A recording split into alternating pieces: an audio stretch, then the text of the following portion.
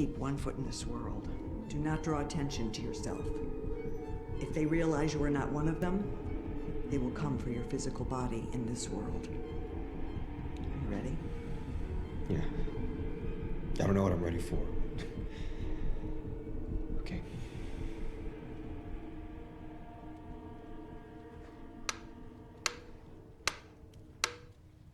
Close your eyes, Josh.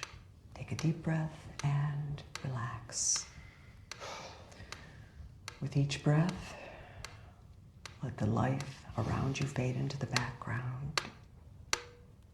Just listen to the ticking of the metronome. Focus on the spot in the center of your forehead. The universe is deathless. Is deathless because having no finite self, it stays infinite. A sound man, by not advancing himself, stays the further ahead of himself.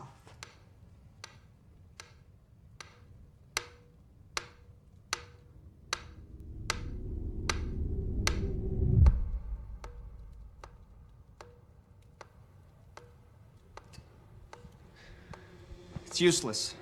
I have no idea what I'm doing.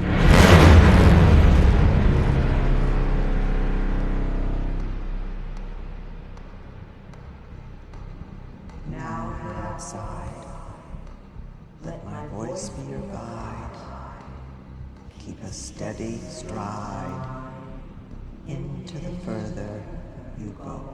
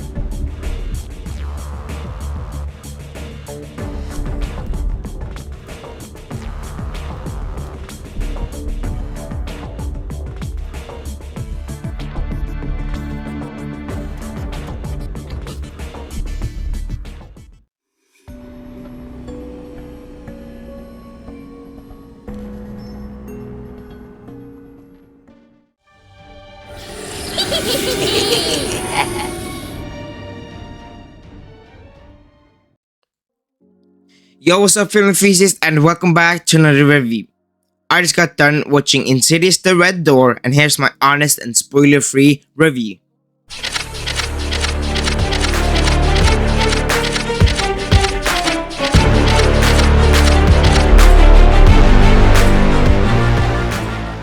So in this movie, we follow the family from the first and second movie, all grown up. Josh Lambert heads east to drop his son Dalton off to school. However, Dalton's college dream soon becomes a living nightmare when the repressed demon after his past suddenly returns to haunt them both. Insidious The Red Door, man. I was someone who just binge watched every one of the Insidious movies for the first time, and I absolutely love them. But the thing I love most is the Lambert family from the first and second movie. And now bringing us into Insidious The Red Door, following the Lambert family again. A first Insidious movie in theaters, and I really wanted to like this movie. Insidious is just one of my favorite PG-13 horror movies of all time. But with this one, man, my first thought that it was just disappointing. But if I were to dissect this movie, so what did I like? Let's just start off with Patrick Wilson's directing in this movie. I did like his spin on a horror franchise, even though it's his first time directing anything. I did really like his directing. The only thing that missed for me is the writing. The writing, if Patrick Wilson had a good script, it would be amazing. And something I also can talk about is the jump scares. Is it effective? It's for you to decide. But I got jump scared plenty of times, but that's only because it's a room filled with speakers, of course, and then you turn down the volume to the very low, and then just blast loud sounds, and you're of course going to jump. And is it enough to scare me? No. It isn't enough to scare me, then I can't fall asleep in the night. But it was just some cheap jump scares. If you really wanted to just look at the Lambert family and what they're doing in 9 years later, this is the perfect movie for you. But for me, the ending was just disappointing, and I'll go into why now. So I can begin with the recap of this movie. This movie spent so much time of its runtime just recapping the first two movies. I can say that it's almost the whole fucking movie. If you're going to make a recap, at least make it an hour or maybe 30 to 40 minutes. Not the whole damn movie. And with the final conclusion, oh my god, it was disappointing and it's simple as fuck. I can't say so much before spoiling anything, but the ending doesn't feel like an ending for them. It feels like it could go for at least another movie, and heck, maybe even two movies. I was just walking out of that theater so disappointed. Like, also the Lambert family. It was refreshing to see them one last time, but why did they spend so much time separated from each other? I did not like that they were separated so much, with Dalton in college and Josh lives by himself and trying to figure out his memories again.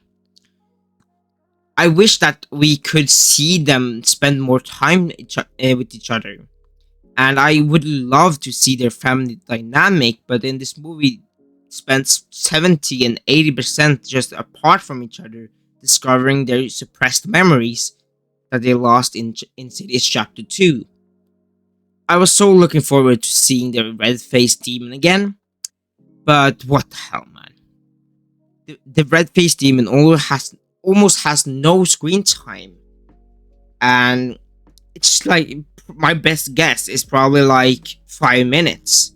Heck, even less than 5 minutes. But I was just hoping they were just do something bigger and also going to dig deeper into the Insidious lore. What's like truly behind that red door, or just more lore about the further that they set up in those previous movies.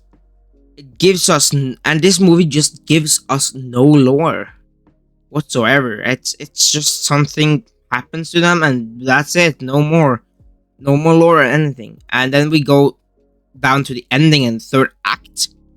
It's just rushed through the third act. You spent almost the whole movie recapping everything, what happened. And then you come to the third act and it just rushes through and goes so fast, and then the end. So I was hoping for the lore to get bigger, man.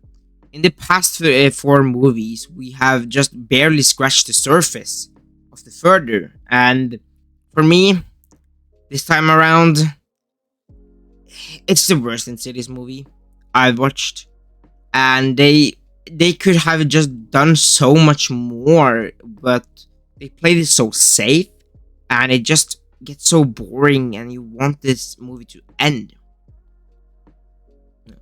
So for this movie, I'm giving cinematography 2 points. Some of the shots in this movie were cool, but I mean, the first two movies just did it so much better. And now for acting and dialogue, I'm giving it also 2 points. The script for this movie was so weak, but the characters were fine. The only downside was that they just spent so much of this movie separated from each other. So now with the storytelling, I'm giving it 1 point. 1 point. The ending was just so simple, and just the whole movie was just simple and generic. They could have spent so much more time with the family dynamic, or just expanding the further the lore, and yeah, but they didn't do that. Now, did I like it? Does it deserve 1 more point? I There was something I liked, but I don't know. Yeah, sure.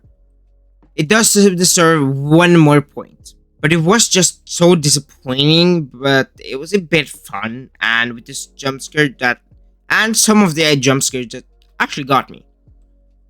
So if I just add those up, that would be 5 points. With 1 bonus point, that would be 6 points. So with that, I'll be ranking this movie in 6 out of 10, or a 3 out of 5 stars. If you count Letterboxd, Rotten Tomatoes, or any other ranking system with stars. So, I would recommend this movie to see in theaters if you're a casual fan that just want to see the Lambert family one last time and with some cheap jump scares. But for someone like me that criticizes everything, I would recommend you guys watch this at home. But right before I do the intro, I just want to quick mention that I'm going on vacation right after, so I'm not going to post a lot of things. But don't you guys worry, because this week I worked overtime to make 3 more videos that will come out over the past 2 weeks. So enjoy. But that's just my review on this movie. What did you think about it? What did you like or dislike about this movie? What if you have the chance to see it? And don't forget to like and subscribe. That would mean a lot to me. It's free and it takes 1 second. But yeah, I'll see you guys in another video. Peace out.